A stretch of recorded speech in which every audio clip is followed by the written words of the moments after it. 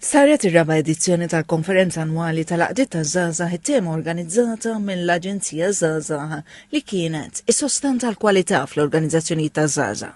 Konferenza li tlaqqa flimkien numru ta' organizzazzjonijiet li jaħdmu favur l-iżvilupp personali, soċjali u ċiviku taż-żgħażagħ sabiex jaraw kif jistgħu jsaħħu l-impatt tagħhom fil-komunità.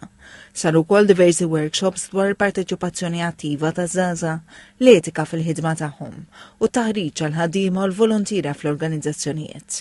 Ma' TVM News il-kap eżekuttiv ta' Aġenzija Żgħażagħ Miriam Tewma qalet li l-konferenza toffri spazju ta' riflessjoni u skambju ta' ideat bejn dawk li jaħdmu b'mod dirett maż-żgħażagħ. Una ħafna valuri, jagħtuna il-sens ta' commitment u jagħtina il-sens ta' teamwork ukoll.